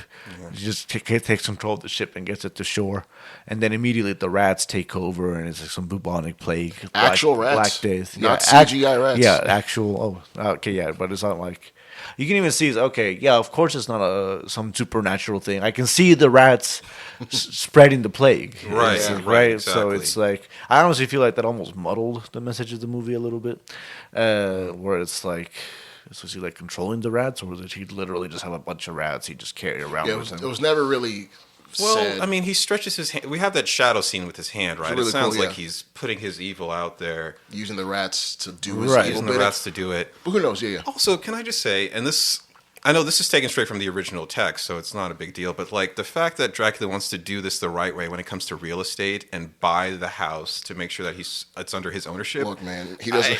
I mean, dude, you're he understands. you're like the, a force of evil. You're underst- coming here to bring a plague. And you're worried about the real estate But look, laws and property making taxes sure are a you bitch, own bro. I property. gotta make sure. Part of, frankly, it's just because it's good storytelling.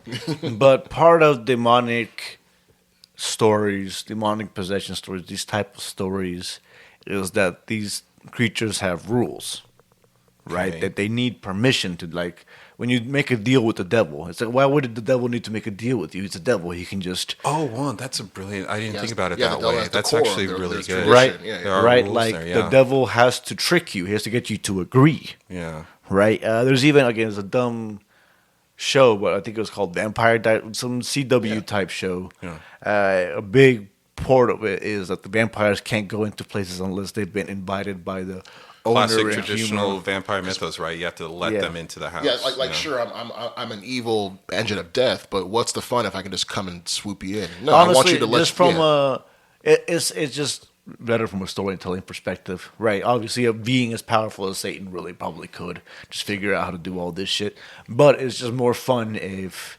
He had he has to outwit you, and there's at least you at least have a chance. Nosferatu, Right, the yeah. human characters at least can find loopholes and find some mythology that gives them the ability to defeat them. It just makes the story more fun. Yeah, at Nosferatu- some point. yeah, Nosferatu like does it- being cynical about it. It makes the story more interesting. He does it for the love of the game, essentially. Yeah. Make sure his real estate is in order first before he makes his move. Yeah, because you're right. No, that's a fun Otherwise, it's time. like, he just comes in with all the rats and takes over, and nobody can stand up to him. Yeah. Right? No, I mean, that's... and I mean, there's animes and shit that play with that idea, too. But, like what is it called? Hellsing. I don't know if you guys have seen it, or Hellsing Ultimate. I've heard of Helsing. Yeah, I was it's thinking Demon Slayer, actually. Demon Slayer. Do they do the same? The guy rules with there? the guy... Well, not kind of, but the guy who can't go in the sun. The main bad guy. Mugen. Mugen can't Michael go- Jackson? Yeah, Yeah, Michael yeah, Jackson. yeah, he can't go in the sun. He Yeah. can't go in the sun. He needs blood and stuff. He used to could devour humans. Kind of vampirish. Gotcha.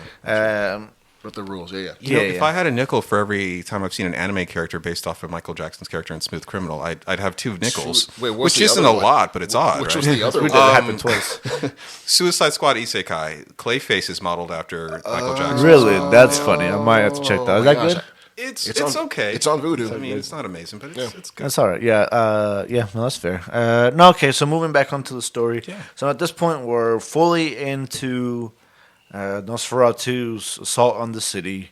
Lily Rose Depp, they've all kind of established that she has demonic possession. The whole exorcist scene. Thankfully, we kind of moved past that after it established. Because quite frankly, after her husband comes back, her husband manages to get back there in time before everything completely goes to shit. Yeah.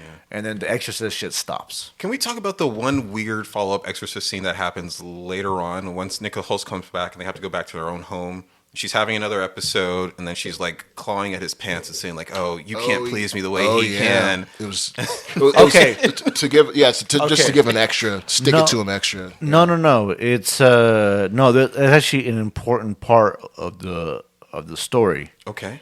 It's an important part of the story. So it's not. It's implied. It's not fully written. But it's not just that Lily Rose Depp, when she called out, that she was lonely for a friend. It's that she was horny for companionship.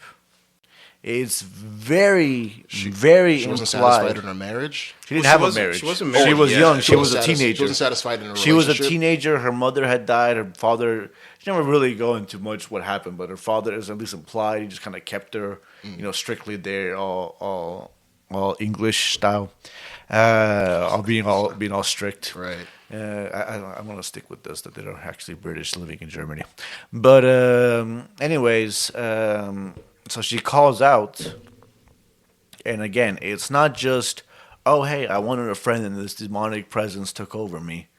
It's I wanted this friend and this demonic presence fucked me, right? That's the only thing I wasn't sure about, one, because No. I know that it was consummated. She did say that they did hook up when she called upon him. Yeah. I don't know, was that actively what she was seeking that night? It was, and there's multiple implications. That scene being when she goes like, "You can't please me like he can." Yeah.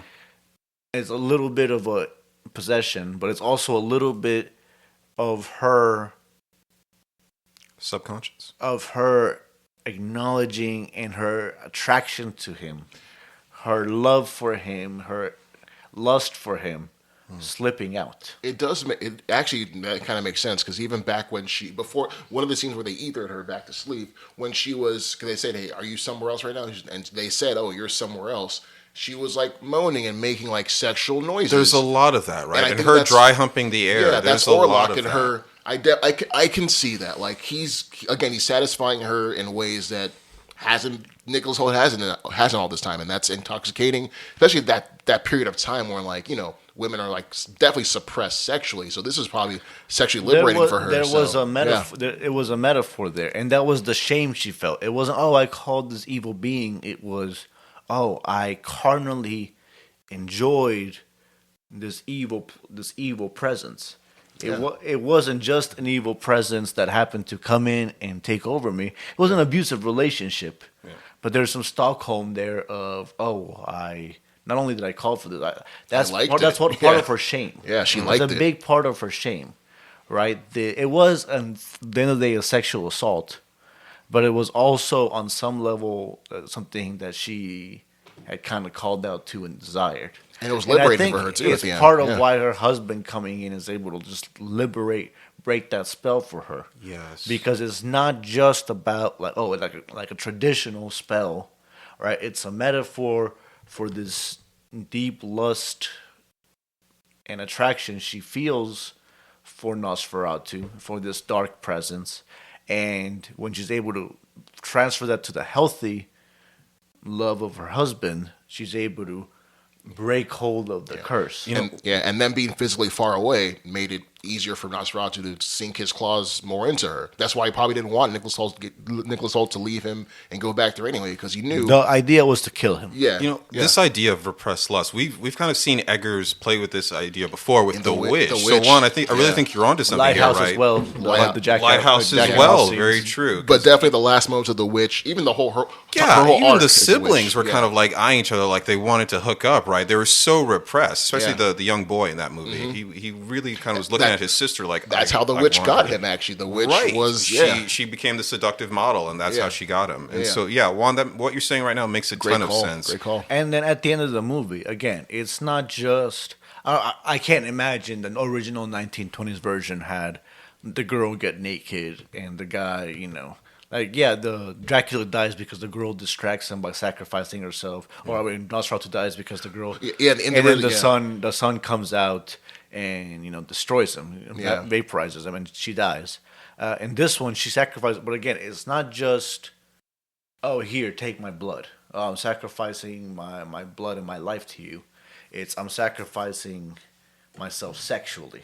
My Right? purity and all that. Yeah. She gets naked.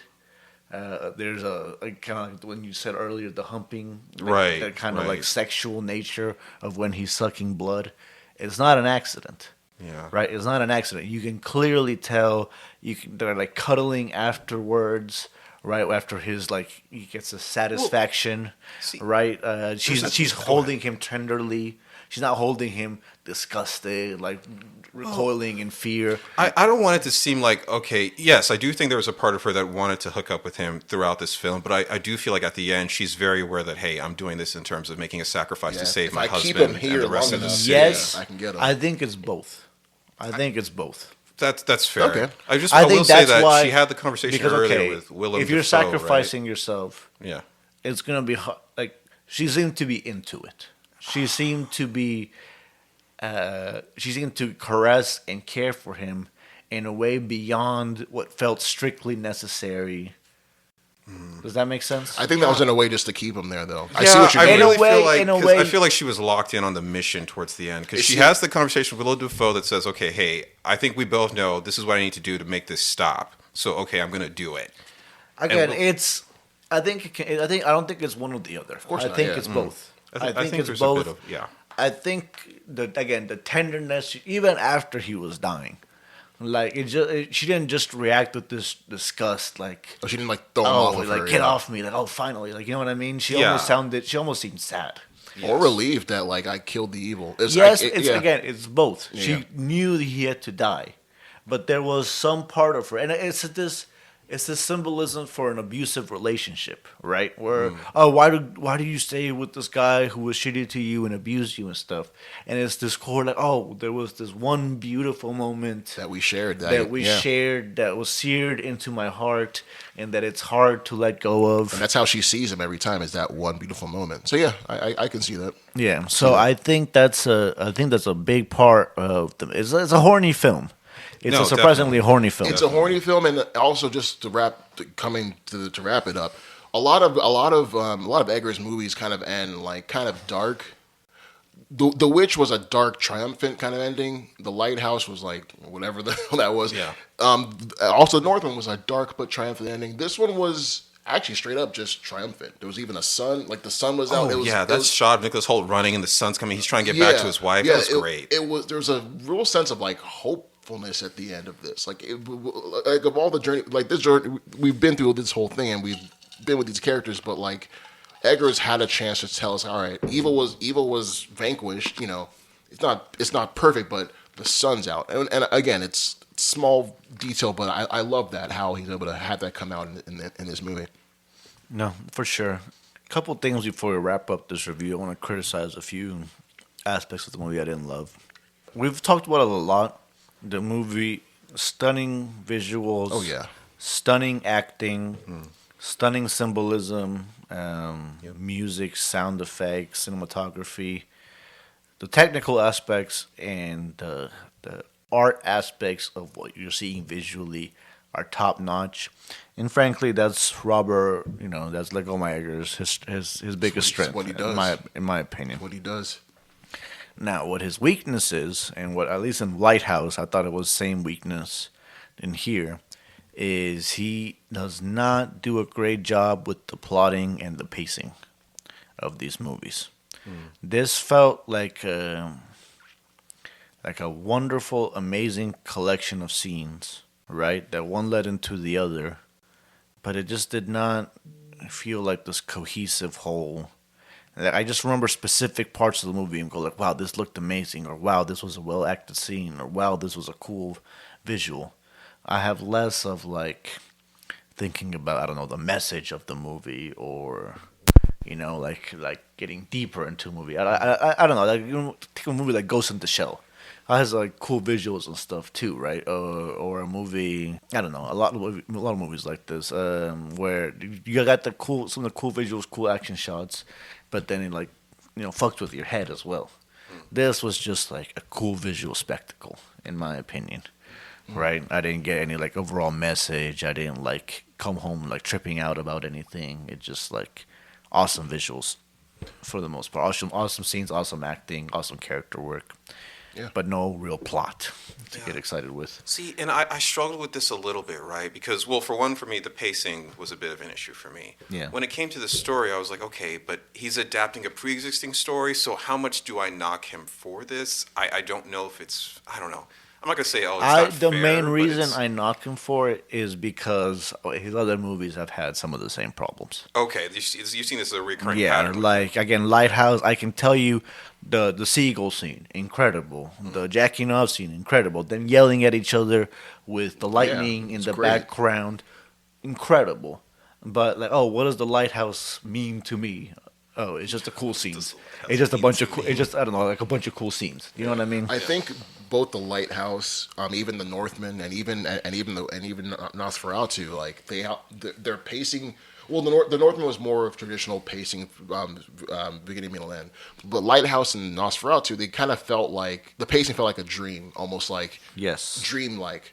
Yes. All the scary stuff, all the weird stuff, like in the Lighthouse and stuff. When we're not having them talk to each other, felt dreamlike, dreamy, very like disorienting. But when we're back in reality, the stark reality, we're like it's one way, and we just get these little. Like it's interspersed and spiced with these little dreamlike sequences to like kind of like I really like get that us into the good. because it's all vibe. Because Eggers is also vibes. Yes. Vibes is a big Yes. one. He won't tell you. He's He'll the just king of vibes. He won't tell you nothing. You'll just have the vibes. And it's cool when it works, but when it doesn't work, you know it's. But the problem is that that's all that works. It's glaring, in my opinion. Right. Again, I could not tell you. Like, summarize the Lighthouse for me in a way that makes it interesting. Yeah, we can't. I can't. Summarize this movie in a way that makes it interesting. I mean, I kind of can, but it's the interesting is me visually trying. I can't put into words what the scene of him walking up to the castle was like. Right. I can describe it in volumes and volumes of words. When you say, a picture says 1,000 words, well, this is thousands of pictures streamed on top of each other, and each of those freaking pictures say thousands of words, and oh my god, each of those words are freaking beautiful and stunning. Yep. And it's unbelievable to look at. Just the technical skill required to put that together is unbelievable. Yeah, but overall, like, dude, I think overall, like, y'all enjoyed this movie. Yeah. So overall, my rating for this movie is high quality, not classic quality, not timeless classic quality. I'd say it's an Oscar nomination worthy, but not something I'd expect to win it. That's about my rating for it. Yeah, definitely give this 8.5 bats out of 10. This is great. Not Eggers' best work, but that's not fair. He never misses. So, but this is on the lower end of what he's done. But this is still a fantastic movie he's made. Yeah, I'm gonna give it just a little more edge. I'll say 8.5. I think that's for me. Same rating I gave. That's what he said. Same Oh, rating. what did you say? 8.5. I thought you said 8. Okay, well that's fine. Yeah. We're doing 8.5 here. 8.5, But yeah. no, it was a good film. I think a lot of people should go out to watch this. Yeah. I'm glad that it's getting the reception that it's got. Oh yeah, of course. I'll say Oscar nominee, great theater experience, not timeless classic. It's not a Pulp Fiction. It's not a. And I'll say this: it's not a horror movie. Listeners, don't go into this thinking you're gonna watch. It's not a scary. There are some jump scares. Actually, another small criticism I had. If you're going into this expecting that it's gonna be a scary movie, it's not. It's a movie. creepy and it's unsettling, but it's not scary. And it's a movie about it's not a movie about like the vampire attacks. It's more so about the effect the vampire has on the people that you're watching. It's a character piece. Yeah. It's a gothic romance. It's a gothic romance, a character piece. Again, it has a lot more in common with Eggers' other character work, the way he shoots movies, than it does with most other horror movies. Right? It's more in common with The Lighthouse than it is with most monster movies. I don't know, Cabin in the Woods or something. Yeah. But great review, guys. Great review. So I think we're gonna spin the wheel. Let's spin that wheel. This is great. Now, originally, when Kosi and I had come up with this, this was years ago. We didn't have anything this fancy. You guys would take it to a whole new level. Yeah, this one-shot wheel back here with all the streaming services on it. The audience members that might have forgotten because we've slipped up on this too long. We have an actual wheel here, like Wheel of Fortune. We spin it twice. The first spin is for what do you call it? The streaming service. So we got Netflix, Disney, various streaming services. The second spin is for the genre, right? So we take the genre and the streaming service. We pick a reasonably popular thing that neither of us have watched, and we give you all a review of the first episode. Give it that one shot, one opportunity to impress us. Nice. All right, so let's get it started. Let's do it. Spin, baby. Okay, it's on Showtime. Showtime have its own separate app? Yep, Showtime has its own app. It's part of the Paramount Plus app. Okay. That's where you can watch Yellow Jackets, right? Yep, that's where we watch Yellow Jackets on. Yellow Jackets. Okay, so second spin.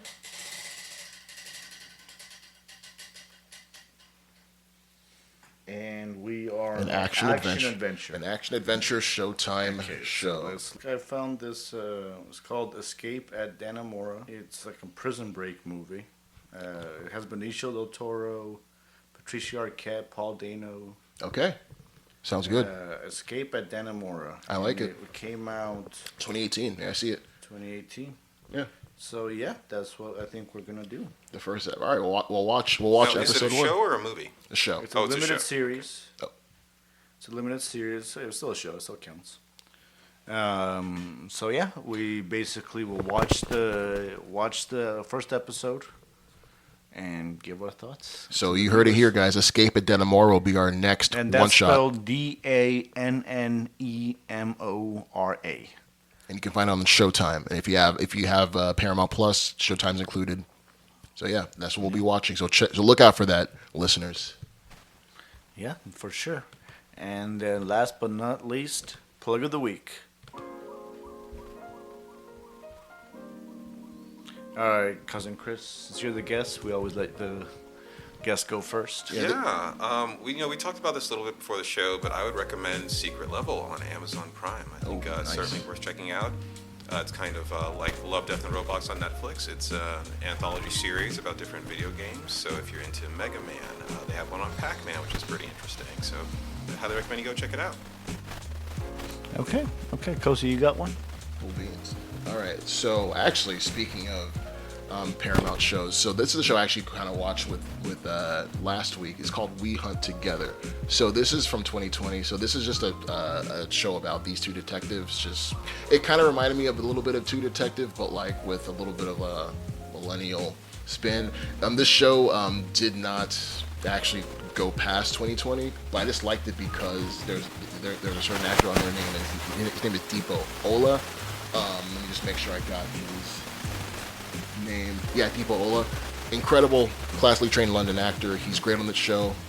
He's actually from Nigeria, same as me. So I just love seeing Nigerian people just being featured. But he's fantastic on this show called We Hunt Together. So yeah, I definitely recommend that show. And look out for Deepo Ola. I keep saying this guy. You might see this guy on an episode of Game of Thrones or something amazing. I think he's on the cusp of just like blowing up. So yeah, definitely want to shout him out on there. And Okay. next one. We already kind of talked about it, but I actually did I plug it last time? Creature Commandos. You've plugged it again, but hey, you I almost want to keep again. plugging it. Keep No, plugging but it. then I gotta be able to come up with something better than that. Then, right? It's what's on your heart, man. That's true. I mean, it's one of my favorite shows of the moment. I will say that it's a wonderful show. Great character work. The Weasel episode was top notch. I gotta watch it, man. I've been slacking. The Weasel episode was top notch, definitely, and obviously, had a great time with Nosferatu. I know we critiqued it a little bit, but that was fun though. I really want to recommend. I watched it 11 p.m. Dolby. The only Dolby showings are all super late night for some reason. Yeah. I recommend. It's one of those movies I recommend watching in actual theaters. Right, like I want to plug that. Don't wait for it to be streaming. Don't. Yes. Yes, it can be expensive. I'm not asking you to go watch every movie. Get like a lot of animated comedy stuff. You can just wait until it comes out on streaming and watch it cheaper. You do not get the same experience watching this at home that you get in a dark theater room, even if it's pretty empty at this point. It's worth the watch. It's worth the experience. It's worth getting the best sound and image quality you can find it on. Movies are great. movies are great. You know, anti-plug of the week. Actually, anti-plug of the week. I hate the new What If season. What If season 3? I've heard mixed things. I heard it was kind of they swung for the fences and it was all over the place. I mean, they have creative ideas. I'll give them that. But oh my god, the writing is terrible. The first episode is literally the Power Rangers special. Not slightly exaggerating. It's, with the mechs. yeah, that was awesome. They have mechs forming together like Voltron. Yeah, if the Avengers had mechs, I thought that And was then really they dope. still lose after putting the mechs together like Yeah. Voltron. I thought it was terrible. It's like to be yeah, honest. Pacific Rim. It was Voltron. Pacific Rim and Power Yeah. Rangers in the same half an hour episode. Yeah. Yeah, and First then episode, yeah, you can check that out. mixed with I hated that. I'm hating. I stopped. I think the finale already came out. I haven't even watched it just Yeah, because the finale's out. Yeah, just because every episode I've watched, I've had to just wonder why the hell I'm wasting my time. I know there was Complete like a miss. Howard Duck love story in there. Yeah. Yes, Howard Duck has Howard Duck and, a baby with Darcy. With Darcy. Baby, how does that? They don't really explain. They just have an egg. She gets pregnant, fully pregnant, and then lays an egg. But they don't show her lay the egg. She just A has the egg. full-sized egg that's big enough to house a full-size human baby. Yeah, it's an egg.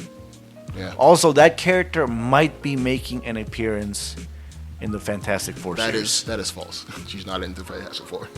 The actress? No, the actress, she's in it, but the character she's voicing will not be in the Okay. Not, yeah. Okay. No. The same actress. It's coincidence. The Yeah. actress that's voicing the egg. No, the actress that's voicing the birdie that came out of the egg. The human birdie character that came out of the egg. The child had a child hybrid hatched from the egg, and it grew up. And in the later episodes, What we does see. it look like? Is it a monster? It looks like no, it looks like a human being looks with like- some feathers like taped onto. She looks like a hair metal band, like his lead singer almost. It's wild. What a bizarre choice. You only get so many episodes in a What If season, and you went with. So like 6 episodes. Yeah. went Yes. with Yeah. that, 6. huh? Yeah. That's certainly. I'd say choice. check it out, viewers, and to see how weird it is. But yeah, that's the If you like oddball ideas just for the sake of being oddball, sure. I don't even have the problem with the idea. It's just the execution. I think is boring as hell. Gotcha. And then I heard, last thing. I heard it ends with a montage of other unique What If characters. Yep. People Yes, were it saying, does. like, if you had literally given stories to those characters Yes, instead, it'd be yep. a much more interesting season. There are 2 that I would have rather seen them instead of.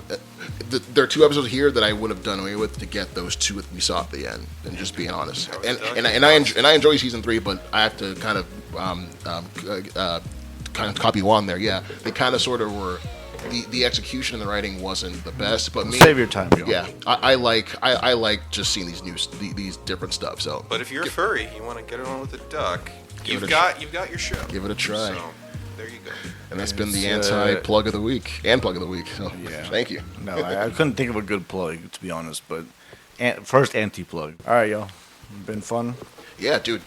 Kosi, Juan, thank you both for having me. Thanks for Appreciate coming. you guys. It's been a Thank you. fun ride. Thank you, and I want to thank Cousin Chris, thank Juan, and also want to thank you, listeners. Seriously, guys, thank you. This will actually be this will be the second episode of the year of 2025 we put out. Please look out for our immigration song episode with me and Juan talking about our immigration experiences and all that stuff. It's a great episode. But look out for this episode with Cousin Chris. You can find us also on all social media. You can find us on Spotify. You can find us on what was it, Blue Sky. You can find us on Instagram. We're everywhere. We're going to be on YouTube. YouTube. You can even find us on Apple. On Apple Podcasts. You can also find these episodes on YouTube in their entirety. So you can listen to them on audio. But again, I've been Kosi, and I've been joined always by Wani B and Cousin Chris. And until next time, guys, adios. Adios.